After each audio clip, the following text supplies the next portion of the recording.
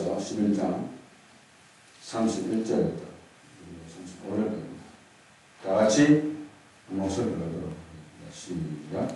군대는 그의 편에 서서 곧 영광한 것을 더럽히며 매일 드리는 제사를 폐하며 멸망하게 하는 가증한 것을 세울 것이며 그가 또 언약을 배반하고 악행하는 자를 속임수로 달아줄 것이나 오직 자기의 하나님을 아는 백성은 강하여 용맹을 떨치리라.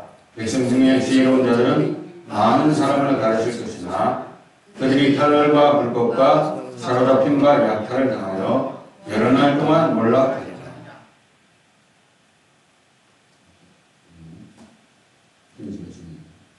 그들이 몰락할 때에 도움을 조금 얻을 것이나 많은 사람들이 속임수로 그들과 결합할 것이며 또 그들 중 지혜로운 자 몇 사람이 몰락하여 무리 중에서 연단을 받아 정결하게 되며 희게 되어 마지막 때까지 이르게 하리니 이는 아직 정한 기한이 남았습니다. 아멘. 오늘은 지난 시간에 했던 것을 잠시 연결해서 지난 시간에 사실은 우리가 땡스기빙 선데이라서 우리가 다니엘서를 잠시 건너뛰고 설교를 하고 다시 오게 되는데요. 약간의 복습을 하면서 약간의 보충도 하고 넘어가도록 그렇게 하겠습니다. 21절부터 21절 다 같이 한번 읽겠습니다. 시작. 또 그의 왕위를 이을 자는 한 비천한 사람이라 나라의 영광을 그에게 주지 아니할 것이나 그가 평안한 때를 따서 속임수로 나라를 얻을 것이며 아멘. 여기서 우리가 21절부터 누구에 대해서 나온 거겠습니까?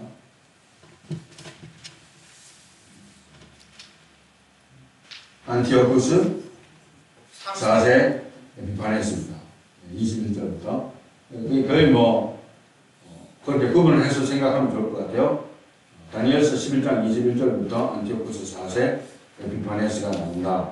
이렇게 기억을 하시면 좋겠고요. 그 다음에 22절 나가줍니다.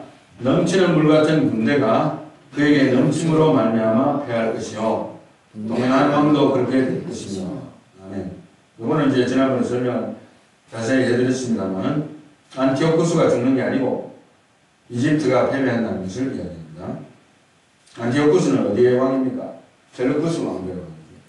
원래는 자격이 없는 사람인데 자기 형이 셀루쿠스 4세가 죽고 자기가 자리를 차지하게 됐습니다.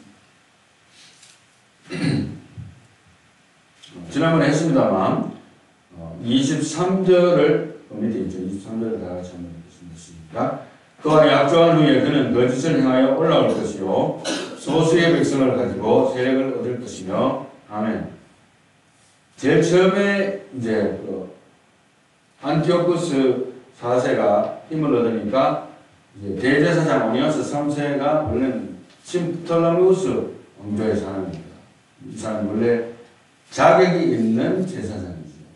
그런데 이 사람의 사실은 동생이었던 야손이라는 사람이 신세리오커스, 그러니까 북방과 친한 거죠. 남쪽에 속해는 있지만 친북파죠. 친북파인 야손이 매물로서 이제 제사장직을 차지를 하게 됩니다. 그런데 나중에 이제 그 두 세력도 다 물러가고 신세리오커스의 메넬라우스라는 사람이 승직 매매에서 돈으로 갖다 바쳐가지고 누구한테 갖다 바쳤겠습니까? 안티오쿠스 4세한테 돈을 갖다 바쳐가지고 승직을 삽니다. 그래서 제사장이 됩니다. 그 이야기가 조금 자세하게 다시 설명을 드렸고요. 그래서 결국에는 이제 전쟁에서 승리한 후에 안티오쿠스의 권력 지배의 그 전략의 하나라고 본다면 적군의 땅에 나의 사람을 심어놓는다 하는 그런 아이디어라고 볼 수도 있어요. 대제사장이 또 돈을 받고 사서 세우게 하고 이런 식으로 자기의 세력의 하나의 구심점을 구축한다고 볼 수가 있습니다. 23절 다 같이 보겠습니다. 다시 한번 읽겠습니다. 그와 약조한 후에 그는 거짓을 행하여 올라올 것이요 소수의 백성을 가지고 세력을 얻을 것이며 아멘. 여기에서 이제 소수의 백성을 가지고 세력을 얻는다 이거든요. 친북파가 그렇게 많지는 않지만 그 작은 수의 사람들을 심어놓고 권력을 장악하게 해서 자기가 더욱더 세력을 넓히는 하나의 케이스입니다. 그 이야기를 하고 있고 172년도에 안티오쿠스가 말하자면 예루살렘을 완전히 권력적으로는 장악을 합니다. 그래서 소수의 친셀리커스, 친북 유대인들을 등에 업고 저희가 소수의 세력으로 큰 세력을 얻게 된다. 이런 표현을 한 것으로 우리가 해석을 하고 있고요. 이제 24절만 다 같이 한번 읽겠습니다. 시작. 그가 평안한 때에 그 지방의 가장 기름진 곳에 들어와서 그의 조상들과 조상들의 조상이 행하지 못하던 것을 행할 것이요. 그는 노력하고 탈취한 재물을 우리에게 흩어주며 계략을 세워 얼마 동안 상성들을 칠 것인데 때가 이르기까지 그리하리라. 아멘. 말하자면은 결국에는 이 전쟁, 제6차 시리아 전쟁과 연관된 이야기라고 보는데요. 에피파네스와 프톨레미우스 6세의 전쟁입니다. 그 전쟁인데 여기에서 우리 제가 빨간 글씨로 해놨는 것을 다시 한번 읽어보면 노력하고 탈취한 재물을 무리에게 흩어주며 계략을 세워서 전쟁했다. 말하자면은 제가 돈 줄 테니까 너 합세해라 해주고 예를 들어 차지했는 전리품이 있으면 그 전리품을 뭐 무조건 축적하려고도 노력할 수 있겠지만 당장 그걸 쓰는 거예요. 사람을 사는 거죠. 말하자면 돈으로 용병도 모집하고 사실은 러시아 군대가 거의 한 60만 대군이 거의 다 죽은 걸로 지금 추정이 되고 있습니다. 정확한 숫자는 아닙니다. 지금 현재 60만이면요 거의 대한민국 군인의 대다수의 숫자예요. 그만큼 많은 숫자입니다. 3년간에 걸쳐서 하여간 이 용병들을 모집할 정도로 지금은 이제 북한군이 가서 도와주고 있다는 것이 거의 공식적으로 알려진 사실이거든요. 그런 식으로 돈, 뭐 공짜 아닙니다. 러시아가 돈을 주는 거예요. 그런 식으로 에피파네스도 돈을 녹여가면서 전쟁을 치른 것을 우리가 기록적으로 표현을 해주고 있고요. 이것이 예언인데 25절 다 같이 한번 읽어보겠습니다. 시작. 그가 그의 힘을 떨치며 용기를 다하여 큰 군대를 거느리고 남방왕을 칠 것이요 남방왕도 힘이 크고 강한 군대를 거느리고 맞아 싸울 것이나 능히 당하지 못하리니 이는 그들이 계략을 세워 그를 치리라. 아멘. 결국엔 남북전쟁인데 남북전쟁에서 남방이 당하지는 못한다는 표현을 하고 있습니다. 그리고 26절 다 같이 읽습니다. 그의 음식을 먹는 자들이 그를 멸하리니 그의 군대가 흩어질 것이요 많은 사람이 엎드러져 죽으리라. 아멘. 요 구절이 상당히 애매한 구절로 저 자신도 여기시고 학자들에게도 그렇게 여겨졌으리라고 봅니다. 지난번에 제가 한번 말씀드렸습니다만은 다니엘서 11장이야말로 대명사가 그가 계속 그가 나오는데 똑같은 그가 아닌 경우가 있다라는 짐작을 할 수 있는 경우가 역사적으로는 밝혀졌는데 문장을 읽다 보면 어느 사람이 그 사람이 뭐 에피파네스를 말하는지 그 다음 사람을 말하는지 적군을 말하는지 정말 해석하기가 헷갈릴 경우가 많다고 말씀을 드렸어요. 여기에서 그는 이제 이집트의 패배를 이야기한다고 봐야 됩니다. 역사적으로 연구를 해보면 그렇게 밝혀지고 있기 때문에 여기에서 또 에피파네스의 죽음 자체가 그의 음식을 먹는 자들이 그를 멸했다는 표현에는 맞지 않고 추정적으로 본다면 그가 고치지 못할 질병이 걸려가지고 하나님 지셨다. 그래서 죽었다. 이렇게 추정을 하고 있습니다. 하여튼 이집트의 패배에 대한 구절이고요. 26절은 이 정도로 하고 넘어가겠습니다. 27절. 27절 다 같이 읽습니다.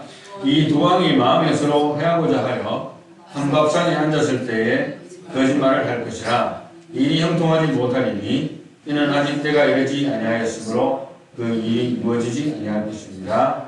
아멘. 무슨 일인지는 밝히지 않지만 남북 간의 마음이 합치지 않는다는 걸 말하고 있고 서로 갈등을 겪고 있고 전쟁을 치르고 있다는 표현을 한 것으로 짐작을 합니다. 28절 다 같이 시작. 북방왕은 많은 재물을 가지고 본국으로 돌아가리니 그는 마음으로 거룩한 언약을 거스리며 자기 마음대로 행하고 본토로 돌아갈 것이며 이것은 이제 에피파네스가 북방왕이잖아요. 그러니까 셀리코스 왕조에 그래서 북방왕인 에피파네스가 많은 재물을 가지고 본국으로 돌아갑니다. 돈은 가지고 그리고 그 마음으로 거룩한 언약을 거스린다는 표현이고 자기 마음대로 행하고 본토로 돌아갈 것이라는 표현을 했어요. 이것은 이제 예루살렘 성전 모독에 대한 대체적인 표현입니다. 일단 그 사람이 했는 행동들이 좀 있으면 또 나오는데 29절 보겠습니다. 시작. 작정된 기한에 그가 다시 나와서 남방에 이를 것이나 이번이 그 전번만 못하리니. 아멘. 올라가긴 올라갔는데 완전히 그 남왕국을 장악하지는 못했다고 그랬어요. 그 나라를 어떻게 자기가 마음대로 장악하겠어요. 사실은 아무리 대사람을 심어놓고 재산당도 세우고 또 전쟁도 치르고 위협을 해도 이게 쉽지 않은 거예요. 사실 우리가 전쟁을 통해서 배울 수 있는 것은 러시아가 그렇게 거대한 국가지만은 우크라이나도 굉장히 큰 사이즈입니다. 그래서 쉽게 가서 점령하리라 천만에였습니다. 그래도 되지 않았습니다. 또 서방이 도와줬기 때문에 지금 3년째거든요. 그와 마찬가지로 쉬운 게 아니에요. 전쟁이라는 게. 여기서도 마찬가지로 그 전반만 못하게 됐는데 나중에는 이제 자기만 힘을 키우려고 노력하는 게 아니지 않습니까? 세상이 또 변하고 또 로마가 등장합니다. 그래서 거기에 영향을 받게 된다는 이야기를 거기 나옵니다. 봅시다. 30절. 30절 다 같이 시작. 이는 기띔의 매들이 이르러 그를 칠 것이니라. 그가 낙심하고 돌아가면서 맺은 거룩한 언약에 분노하였고 자기 땅에 돌아가서는 맺은 거룩한 언약을 배반하는 자들을 살필 것이며. 아멘. 그래서 기띔이라는 장소는 지중해에 사이프러스 섬을 지칭한다고 하는데요. 로마의 군대가 거기에 주둔하고 있었고 거기에서 로마가 치니까 힘없이 무너집니다. 안티오쿠스가 패배하고 안티오쿠스 4세의 세력은 이제 급격히 하락하게 되죠. 힘을 떨치기가 힘들어집니다. 그렇게 되는 표현을 하고 있는데 30절 그 중반에 제가 보면은 become enraged at the holy covenant and take action. 왜냐하면 이제 여기에서 자기가 세력을 떨치지 못하고 로마에 당하고 힘이 없어지는 것을 아니까 말하자면은 예루살렘이 기띔에서의 패배에 대한 분풀이 대상이 되는 겁니다. 기띔에서 저지를 당하니까 돌아가면서 길목에 있던 예루살렘이 있으니까 여기에다가 자기 분풀이를 갖다가 쏟아붓는 그러한 현상이 일어난 것으로 추정됩니다. 31절 다 같이 31절 본문 말씀 다 같이 시작. 군대는 그의 편에 서서 성소 곧 견고한 것을 더럽히며 매일 드리는 제사를 폐하며 멸망하게 하는 가증한 것을 세울 것입니다. 아멘. 근데 이제 대표적으로 다니엘서에서 말하고 있는 멸망하게 하는 가증한 것이 세워지는 이 적그리스도적인 행동이 누구에 의해서 이루어지냐면 안티오쿠스 에피파네스 4세에 의해서 이루어집니다. 32절 시작. 그가 또 그 언약을 배반하고 악행하는 자를 성인수로 타락시킬 것이나 오직 자기 하나님을 아는 백성은 강하여 용맹을 떨치리라. 아멘. 영적 전쟁이 일어난다는 거예요. 왜냐하면 이스라엘 백성들 중에서도 내가 내 믿음을 목숨 걸고 지키겠다 하는 사람도 끝까지 싸웠을 것이고 안 그런 사람은 이 사람에게 눌려가지고 하라는 대로 그냥 예 알겠습니다 그냥 행동하는 것이고 그런 일들이 벌어진다는 표현입니다. 33절 다 같이 시작. 백성 중에 지혜로운 자들이 많은 사람을 가르칠 것이나 그들이 칼날과 불꽃과 사로잡힘과 약탈을 당하여 여러 날 동안 몰락하리라. 아멘. 순교의 재문제비 일어나고 또 하나님의 복음과 그때 당시로는 이제 복음이라는 표현보다는 하나님의 말씀이죠. 하나님의 말씀을 지키고 율법을 지키기 위해서 맞섰던 사람들은 이제 또 백성들을 가르치고 올바른 것을 가르치던 사람들은 목이 달아나는 거예요. 하나님도 그것을 일시적으로는 허락하신 것을 볼 수가 있습니다. 오늘날도 역시 그런 일들이 지구의 구석구석에서 일어날 수가 있다는 걸 우리가 인정하고 있습니다. 그렇게 해서 이제 대표적인 안티오쿠스 에피파니스의 만행을 본다면 리스트가 몇 가지 있는데요. 성소 안에서 번제를 드리거나 희생제물을 드리거나 또 술을 봉헌하는 따위에 예식을 하지 말 것. 그런 건 구약에서 하던 예식인데 스탑! 하나님께서 제정하신 그 제사법 이 모든 것들을 금지시켰어요. 그리고 안식일과 기타 축제일을 지키지 마라. 지키면 나한테 죽는다. 이렇게 금지를 한 거예요. 말하자면 오늘날 같으면 교회 폐지, 문 닫아. 교회 나오면 다 죽여. 불태워버려. 이런 식으로 하는 거와 똑같은 겁니다. 그 다음에 이제 성서와 성직자를 모두 갈 것이 됐습니다. 그래서 혹시라도 성서와 성직자들을 찬양하거나 또 하나님의 성소에 대해서 귀하게 여기는 말을 한다면 체포 대상이 되고 처벌 대상이 된다. 이렇게 되고요. 그 다음에 이 사람이 또 한 것은 뭐냐면 이 교회의 재단과 성전과 신당을 세울 것이다. 말하자면은 하나님의 성소에다가 우상단지를 세우는 겁니다. 그렇게 이제 그냥 아직 만나는 정도가 아니고 그걸 완전 바꿔버려요. 여기다가 이제 성소가 아니고 우상단지 세우는 거예요. 동성화지를 세워도 되고 뭐 돼지고기를 세워도 되고 특히 이제 돼지 같은 부정한 동물을 희생제물로 삼아서 바칠 것을 명령합니다. 그리고 이제 이스라엘 백성들이 하고 있는 특별한 풍습이 있죠. 왜냐하면 이것은 선택한 하나님이 선택한 백성이라는 그것을 강조하기 위해서 하나님께서 표를 주시는데 할례의 표를 주신 거잖아요. 그런데 사내 아이들에게 할례를 주지 마라. 주면 죽인다. 온갖 종류의 음란과 모독의 행위로 자기 스스로를 더럽혀라. 그것이 나의 명령이다. 이렇게 했고, 이렇게 해서 율법을 저버리고 모든 규칙을 바꿀 것을 또 이야기했고, 이 명령을 따르지 않는 사람은 사형에 처한다고 이야기까지 했습니다. 이 모든 것들이 역사적으로 기록이 되어 있습니다. 이제 34절 가지고 있습니다. 그들이 몰락할 때에 도움을 조금 얻을 것이나 많은 사람들이 속임수로 그들과 결합할 것이며, 아멘. 그래서 결국에는 이제 완전히 진실되게 믿음을 지키려 하는 사람들은 결국은 다 세트되게 됩니다. 성도의 권세가 깨지는 거죠. 성도의 권세가 깨지는데 35절 다같이 또 그들 중 지혜로운 자 몇 사람이 몰락하여 무리 중에서 연단을 받아 정결하게 되면 이게 되어 마지막 때까지 이르게 하리니 이는 아직 정한 기한이 남았습니다. 아멘. 그래서 여기까지가 사실 마지막 때라는 표현을 썼습니다만 아직 정한 기한이 남아있는데 BC 2세기경 마카비 전쟁까지의 이야기가 납니다. 다음에 이제 그 이후의 이야기를 제가 연결해서 하고 한 12장 하면 끝날 것 같아요. 그래서 일단 여기까지 제가 우리가 봤는데요. 여기까지가 안티오코스 에피파네스 4세의 적그리스도적인 행동입니다. 결론을 보겠습니다. 결론을 이렇게 말씀드리겠습니다. 결론 누가 한번 읽어주시겠습니까? 적그리스도를 아니 제일 위에 있는 큰 것만.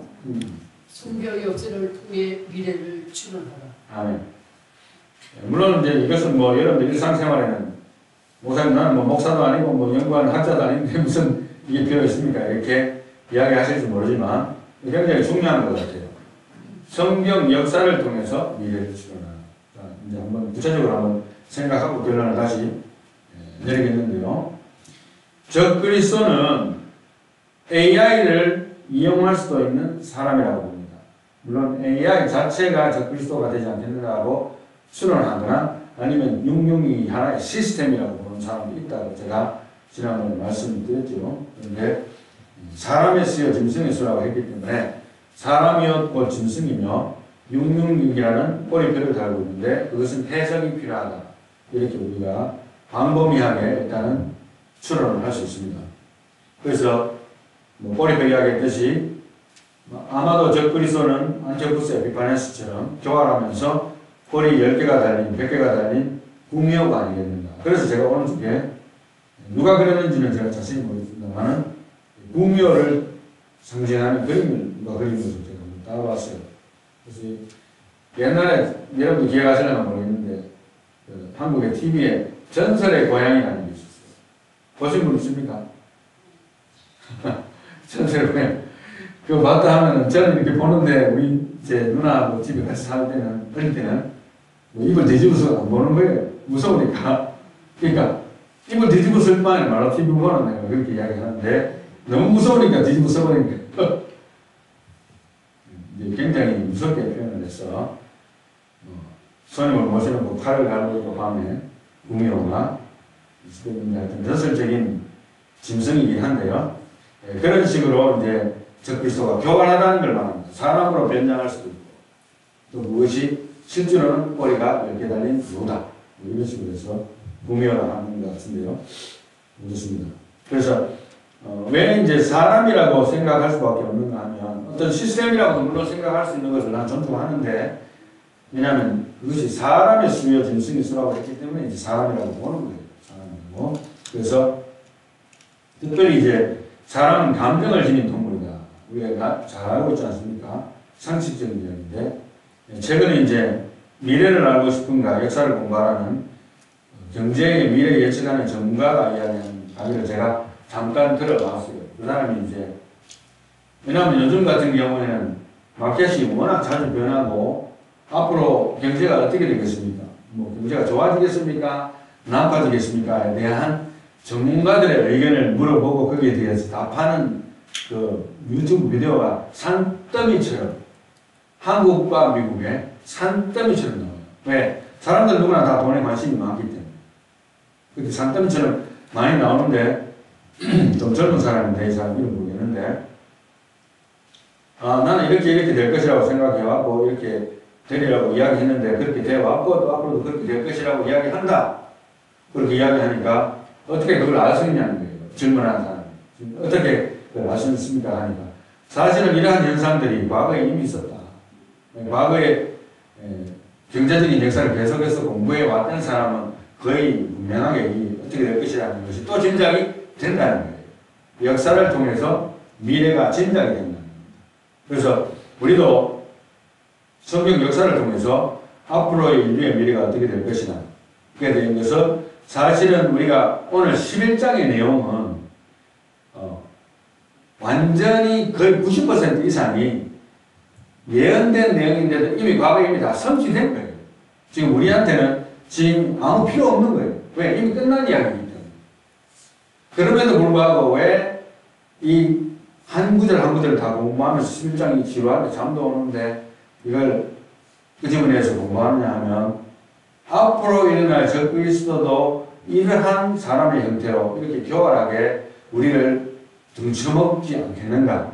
그리스도인들조차도 등쳐먹고 그리고 힘으로 압제하고 그래서 여러분들이 공산주의를 공부를 제가 뭐 그렇게 깊이 해본 사람은 아닙니다만 공산주의의 공부를 하게 되면은 공산주의자들의 그 방법이 처음에는 회유를 합니다. 돈으로 뭐 여러 가지 수단과 방법을 해서 사람을 사는 거예요. 그런데 마지막은 뭐겠어요? 마지막은 폭력입니다. 폭력 앞에는 좀더 대부분을 못하는 거예요. 목숨 걸고 신앙을 지키겠다 하는 사람 아니고 다 하는 거죠. 폭력 앞에서. 돈도 다 뺏어버리고 폭력을 쓰는 거예요. 사람을 죽이고 강간하고 과두. 그죠? 이러한 모든 폭력적인 것으로 사람을 완전히 장악합니다. 그래서 이러한 것들에 대해서 우리가 번외에서의 역사를 통해서도 그렇고 과거 우리 민족의 역사를 통해서도 그렇고 계속해서 역사를 공부하고 또 성경 역사를 깊이 이해할 때에 미래가 나오는 겁니다. 네. 그 역사에 대한 해석도 덧붙여서 얼마나 친절한지 모르는 게 뭐냐면 다니엘서에 곳곳에 해석이 나와요. 거기다가 또 예수님께서 신약에 오셔서도 다니엘서를 인용하시면서 해석을 덧붙이면서도 역사를 이야기하시고 미래를 이야기하세요. 얼마나 감사합니다. 그러니까 우리가 읽어야 될 것은 결국에는 성경인 거예요. 성경. 물론 여러분들 기도 열심히 해야 되지만 여러분들이 신앙이 실제로는 조철하게 자라려면 성경 구절 한 구절 한 구절 빠짐없이 다 읽어야 됩니다. 특별히 요한복음, 뭐 마태, 마가, 누가복음 이런 것들하고 로마서 이런 정도는요. 이거는 정말 한 찌도 빠지고 한 톨도 빠지지 말고 꼼꼼하게 읽으면서 기도하고 묵상하고 하는 가운데 이것이 내 것이 돼야 그때 진짜 그것이 하나님의 큰 능력으로 나타나는 거예요. 할렐루야. 그래서 제가 보니까요. 결국에는 마지막 때에 우리가 뭐 기부가 누가 될 것이 지난번에 이야기했습니다만 하나님을 사랑하는 마음과 두려워하는 마음으로 다 이야기했습니다만 결국에는 마지막에 남는 걸 보니까 성경 말씀이더라고요. 목사 자신에게도 마찬가지예요. 저도 뭐 성경 연구한다고 여러 가지를 많이 참조하지 않습니까? 그러나 마지막에 남는 것은 성경 말씀인 거예요. 성경 말씀이 나를 살리는 것 케이스가 아니고는 내가 붙들 게 없어요. 눈에 보이지 않는 하나님이 역사도 하시지만 그 모든 하나님의 역사에 대한 컨포메이션이 어디서 나오는가 보니까 성경 말씀에서 나오는 거예요. 성경 읽으시기 바랍니다. 그리고 성경을 많이 묵상하시고 외우시기 바랍니다.